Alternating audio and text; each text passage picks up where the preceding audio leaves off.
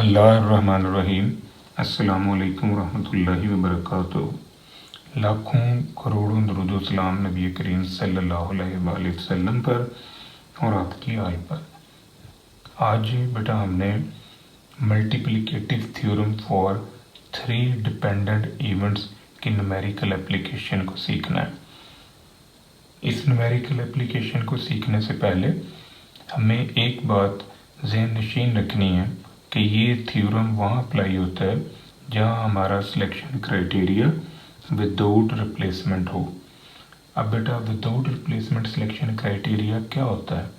एक ऐसा प्रोसेस जिसमें हम एक एक करके एलिमेंट्स निकालते हैं और जो एलिमेंट हम एक दफ़ा निकाल लेते हैं उसे अगली कुरानंदाजी में अगली सिलेक्शन में हम नहीं डालते। तो इस प्रोसेस को हम विदाउट रिप्लेसमेंट सिलेक्शन क्राइटेरिया कहते हैं। अब आए बेटा क्वेश्चन के ऊपर। A box contain 30 eggs of which 5 having blood spots, 3 eggs are selected in selection without replacement. Find probability all having blood spots. आपके पास टोटल अंडे हैं 30, उनमें से 5 के ऊपर ब्लड स्पॉट लगा हुआ है। तो गुड एग्स जो हैं वो 25 हैं, स्पॉटेड हो गए 5, टोटल हैं 30। आपने 3 निकाले, तीनों के ऊपर स्पॉटेड ब्लड लगा हुआ है। इसका मतलब है कि आपने एक अंडा निकाला A, first egg is spotted, B second egg is spotted, C third egg is spotted. ये 3 इवेंट हमने बना लिए और तीनों जो है स्पॉटेड एग्स को इंडिकेट कर रहे हैं। Probability of A intersection B intersection C equal to probability of A probability of B over A. ये ओवर ए इस बात का इंडिकेटर है कि एक स्पॉटेड निकल चुका है। Into probability of C over A intersection B. ये ओवर ए इंटरसेक्शन बी इस बात का इंडिकेटर है कि सी के निकलने से पहले ए और बी निकल चुके हैं, यानी 2 स्पॉटेड एग पहले निकल चुके हैं। अब हम बेटा इसको अप्लाई करते हैं। देखें, पहला अंडा स्पॉटेड आता है तो यह आ जाएगा 5/30, क्योंकि फेवरेबल केसेस फॉर स्पॉटेड 5 हैं और टोटल केसेस जो हैं ये 30 हैं। 5/30। अब ये एक अंडा यहाँ से कम हो गया, इधर से भी एक कम हो गया, अब दूसरा भी स्पॉटेड आना है तो ये 4 और यहाँ पर 29 हैं, तो फिर आ जाएगा 4/29। फिर एक और कम हो गया तो अब 4 से भी ये कम कर लें तो पीछे स्पॉटेड एग रह जाएंगे 3, तो 3/28, क्योंकि टोटल जो है वो 30 नहीं है, अब 2 कम होने की वजह से 28 है। तो नेक्स्ट जो तीसरा स्पॉटेड आएगा उसकी प्रोबेबिलिटी होगी 3/28। इसको आप सॉल्व कर लें तो ये आपका आंसर है। मज़ीद देखें, ए bag contain 10 red and 12 white flowers of 3 flowers are selected in succession without replacement.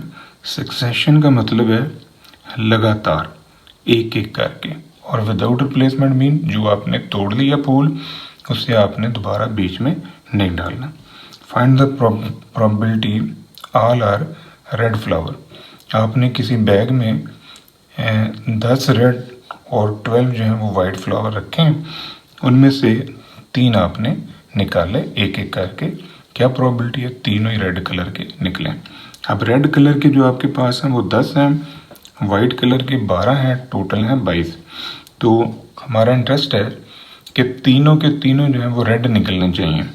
इसका मतलब है R1 first flower is red, R2 second flower is red, R3 third flower is red.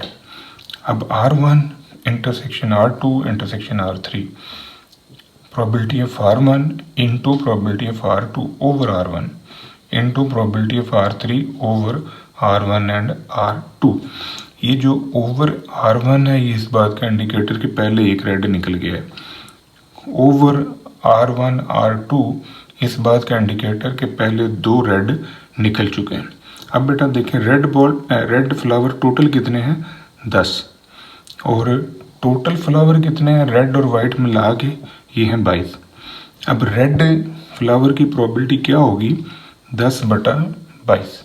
ये पहला रेड। अब चूंकि एक निकल गया है तो यहाँ पर रहेगी 9, यहाँ पर रहेगी 21, तो अगले रेड की प्रोबेबिलिटी होगी 9/21।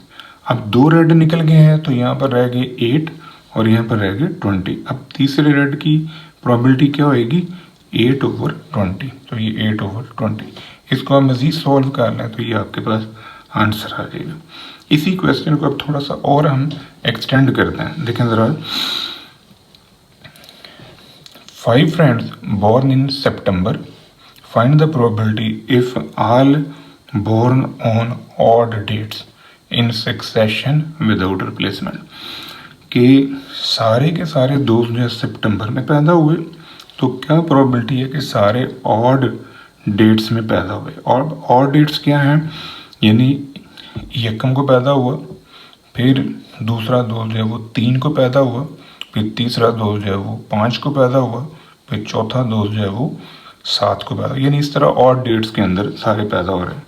तो अब ये देखें सितंबर के अंदर टोटल कितने दिन हैं 30, तो उन 30 दिनों में ऑड डेट्स कितनी हैं 15, इवन डेट्स कितनी हैं ये भी 15। तो हम इवेंट्स बनाते हैं B1 first birth on odd date, B2 second birth on odd date, B3 third birth on odd date, B4 fourth birth on odd date, B5 fifth birth on odd date. अब ये हमने probability of B1 intersection B2 intersection B3 intersection B4 intersection B5 ये हमने find out करना, और यहाँ without replacement है, यानी जो एक नंबर जो एक डेट यूज होगी है वो दोबारा काउंटिंग में काउंट नहीं होगी। देखिए probability of B1 into probability of B2 over B1 into probability of B3 over B1 B2 into probability of B4 over B1 B2 B3 into probability of B5 over B1 B2 B3 and B4। देखें अब ज़रा बेटा, पहला दोस्त जो है इन 15 दिनों में से किसी एक दिन पैदा हो रहा है, क्योंकि ये और डेट्स हैं 15/30। अब जो दूसरा दोस्त पैदा होगा यहाँ पर 14 रहेंगी, यहाँ पर 29, तो ये आ जाएगा 14/29। फिर नेक्स्ट 13/28, फिर नेक्स्ट 12/27, फिर नेक्स्ट 11/26। ये विदाउट रिप्लेसमेंट की वजह से एक एक दिन जो है ये कम होता जा रहा है, क्योंकि जो डेट एक दफ़ा यूज़ होगी उस डेट पर नेक्स्ट बर्थ नहीं है, तो इस वजह से ये एक एक जो है ये कम होता जा रहा है। इसको आप कैलकुलेटर से सॉल्व करें, ये आपके पास आंसर आ जाएगा। ये था बेटा आज का हमारा टॉपिक, दुआ में याद रखिएगा। इंशाल्लाह अगली वीडियो के साथ फिर हाजिर होंगे। फी मान अल्लाह।